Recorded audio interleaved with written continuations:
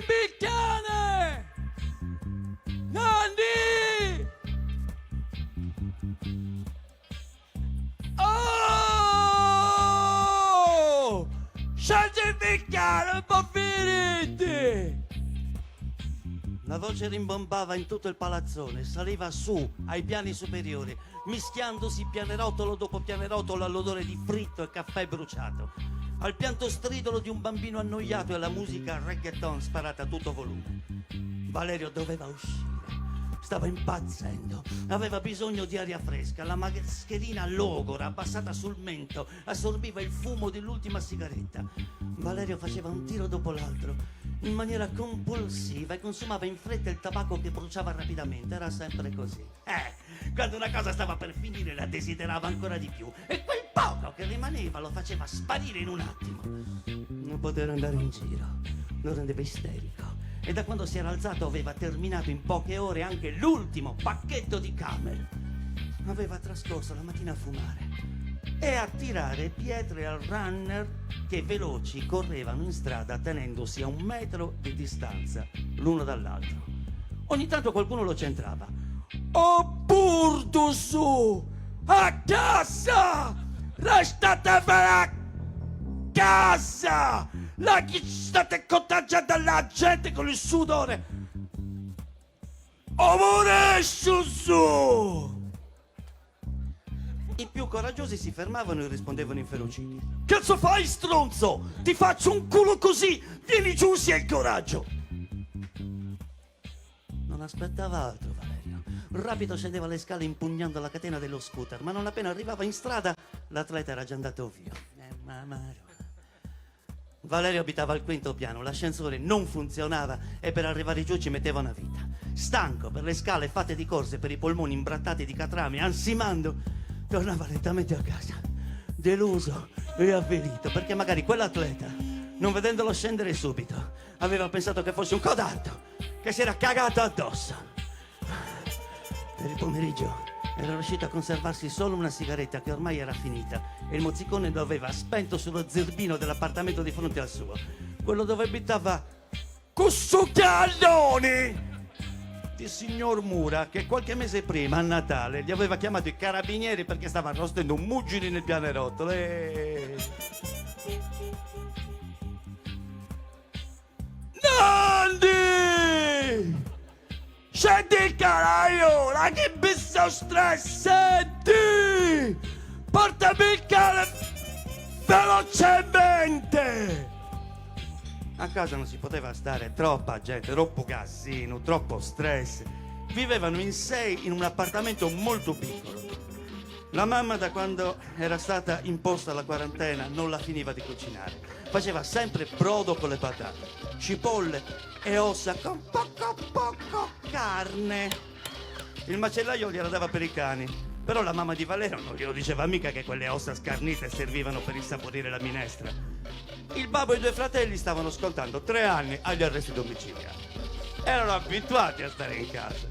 Giocavano a carte in salotto con altri amici del palazzo. I bar erano chiusi, le slot machine tutte spente, e per questo la stanza più grande dell'appartamento era diventata una bisca in piena regola, dove tutti si rilassavano giocando d'azzardo e fumando sigarette rollate a mano. E in mezzo a quella confusione nessuno si occupava della nonna di Valerio, signora Ida, che in famiglia chiamavano Sabeccia. Nonna Ida era in quarantena dal 2 aprile del 2005, da quando era morto Giovanni Paolo II. Classe 1940, trascorreva le sue giornate davanti al televisore costantemente sintonizzato su Sardegna 1. Guardava solo televendite. In cuor suo fremeva per Giorgio Mastrota. Il presentatore le ricordava un pescatore di Arselio di Giorgino che aveva conosciuto quando era ragazza. Poi, diceva signora Ida quando l'ex marito di Natalia Estrada carezzava i materassi. Se per caso iniziava la pubblicità si incazzava di brutto perché pensava che qualcuno avesse cambiato canale. Tornata in due si bindi spantarafoso.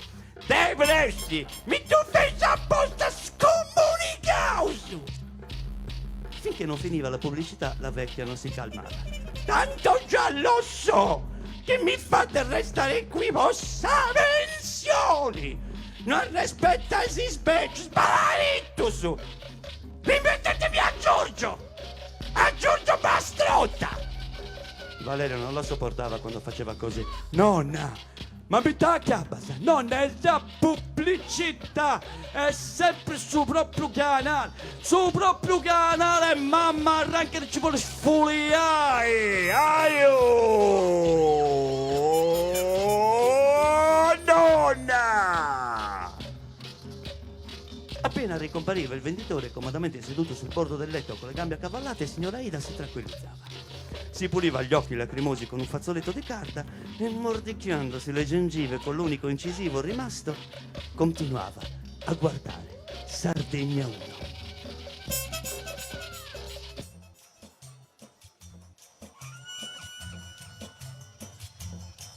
Nanni! Il cane! Porta giù il cane! Scendilo! Oh, mamma, tacchia, ma svalutacchia, supponesi. Finalmente Nanni rispose dall'8º piano. Voglio il cane! Te lo sto dicendo a urla da 10 minuti! Scendimi il cane! Che devo uscire! Il cane non ce l'ho, è con mio fratello, lo sta usando per andare a comprare erba e birre da Gigi. E quando torna tuo fratello? Non lo so, sali su, Aio terrazza, stanno arrostendo ali di pollo e gamberoni. Valerio sbuffò e controvoglia raggiunse il suo amico. La porta della terrazza l'avevano rubata diversi anni prima ed era stata sostituita dalle porte scorrevoli dell'ascensore, montate alla belle e meglio e che si aprivano come quelle dei saloon del Far West. Appena usciti all'aria aperta, i due furono investiti dall'odore delle ali di pollo che sfregolavano insieme ai gamberoni congelati su una graticola appoggiata sopra uno scaldabagno tagliato a metà e pieno di carboni ardenti. L'enorme terrazza era popolata da ragazzi e ragazze che bevevano birra fresca e fumavano, ognuno con la mascherina da carpentiere in fronte. Io mi sento fortunato alla fine del giorno quando sono fortunato alla fine del mondo. La voce di Gali usciva a tutto volume da una cassa wireless gialla. Un gruppetto di ragazzini affacciati al parapetto presidiava la via aspettando che uscisse fuori un runner per insultarlo e cercare di centrarlo con gli spunti. Più in là, i pezzi di uno scooter smontato stavano provando ad aggiustarlo. Un capannello di ragazzi faceva girare una bottiglia di vino. Si discuteva su quale potesse essere il guasto. Te lo sto dicendo! E in conto di alimentazione non ti roga! Ma cagati, non lo vedi che è slippato? La verità, bisogna rettificare il pistone! Il meccanico, senza dire una parola, continuava a mettere mano sul motore, fumava uno spinello e ogni tanto si grattava il collo, proprio nel punto dove c'era un tatuaggio con la scritta "Vida loca, vida mala". Valerio e Nanni salutarono gli amici. Il sole picchiava forte e una schiera di gabbiani incoraggiati dalla città deserta volava intorno al barbecue improvvisato, attendendo di piombare sui resti del cibo. Ai gabbiani si aggiunse una piccola flottiglia di cornacchi che gracchiavano in maniera convulsa. Valerio parlava dei suoi progetti e di quello che avrebbe fatto non appena l'emergenza dell'epidemia fosse terminata. Minca! Minca! Come finisce questa merda di quarantena non avete capito? Il bar! Come riapri il bar mi sfondo a sciottini con tu cunno, mi dissangua a slot a gratta e vince serata in discoteca a scoppio! Vedrai per una settimana tolgono anche questa cazzara del chilometro. Fanno divertire alla gente per una settimana, puoi fare tutto quello che vuoi, drogarti! Bere moltissimo e sfogarti come quando l'Italia aveva vinto i mondiali, Capodanno per una settimana. Poi potremo fare l'amore con chi vogliamo. Tu a una la vedi e le dici voglio fare l'amore con te e fate l'amore tranquillamente, senza stress, perché la gente è repressa adesso, è repressa, deve spogliare, si deve sfogare, a scoprire. Capito? Questo casino come lo risolviamo? Valerio si interruppe un attimo per fare un tiro da una canna di Maria che stava girando tra i ragazzi. Dopo aver buttato fuori il fumo in faccia agli amici che lo ascoltavano, continuò.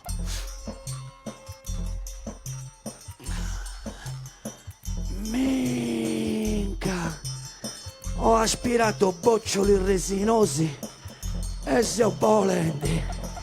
Stavo dicendo, a parte che con questa storia di restare blindati a casa non posso neppure vedere la mia pivella. Intervenne Nanni. Ma se Tania ti ha bollato, ta cazzo se stare? La chi me l'ha detto Melanie? Non la dia a Melanie che è bugia.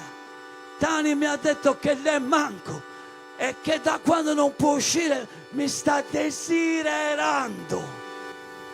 Un ragazzo seduto su una branda si immischiò nel discorso. Ma state parlando di Tania Mulliri? Gli occhi di Valerio, nonostante fossero gonfi per il THC, diventarono due fessurine e squadrarono il tizio appena intervenuto. Fece per parlare, ma il ragazzo continuò. Guarda che Tania si sta vedendo tutti i giorni con un runner che le porta da mangiare in casa. Valerio in effetti aveva il sospetto che qualcosa non andasse con Tania. Non rispondeva ai messaggi da una settimana e in quel momento ebbe la conferma che ci fosse un altro. Il runner, ancora quei maledetti runner che correvano da parte all'altra per contagiare la gente e rubare le pivelle, pensò Valerio. Dopo quella clamorosa rivelazione iniziarono tutti a ridere. Valerio non poteva essere ridicolizzato così davanti alla sua cricca del palazzone. A Tania ci avrebbe pensato alla fine del virus, ma adesso era il momento di spaccare la faccia con il piccione che non aveva tenuto la bocca chiusa. Strinse i pugni e dopo aver sputato per terra fece per dirigersi verso quello stronzetto che nel frattempo si era alzato dalla branda per difendersi. Nanni lo bloccò. Vale, guarda che il tipo è campione regionale di full contact e gira con un cacciavite e mollalo, ti conviene. Valerio esitò un attimo, ma ormai non poteva tirarsi indietro. Nella terrazza calò il silenzio. I due si fronteggiavano e nell'istante in cui un calcio volante sfiorò la faccia di Valerio, tutti udirono forte e chiaro un rumore fastidioso provenire da sopra le loro teste. In mezzo ai gabbiani e alle cornacchie affamate volteggiava un drone che riprendeva quella ressa di persone che non rispettava le distanze di sicurezza e non indossava mascherine in modo corretto. Che cosa fate? Ritornate immediatamente a casa. Questa è un'ordinanza del sindaco. Non si esce e basta. La voce infuriata proveniva dall'altoparlante montato sul drone. Il velivolo, nel momento in cui si abbassò per identificare meglio i partecipanti all'assembramento, fu subito tempestato di pietre, bottiglie di birra vuote, gamberoni e ali di pollo arrosto. Un pezzetto di carne si incastrò in una delle eliche del piccolo mezzo volante, che subito iniziò a muoversi a scatti e a perdere quota. I gabbiani, affamati, non appena notarono il pezzo di pollo sul drone in difficoltà, con una rapida virata vi si lanciarono contro. In un attimo i feroci volatili lo circondarono e al grido di guerra, sferrando potenti beccate, lo dilaniarono fino a farlo cadere giù nei parcheggi del palazzo. In quello stesso istante si aprì la porta della terrazza e tutti, pensando che fossero i carabinieri, gettarono giù dalla terrazza gli spinelli e qualche grammo di hashish. Dalla porta invece sbucò un piccolo chihuahua color miele, seguito dal fratello di Nanni con 2 buste di plastica piene di birre fresche e patatine. Guida, qui la festa! Vamos! Quando bevo birra sembra Forrest Gump, mi risveglio nel tenente Dan, questa giungla come un Vietcong. Subito ripartì la cassa wireless con Salmo che cantava Ho paura di uscire. E tutti ripresero a ballare, a fumare come nulla fosse.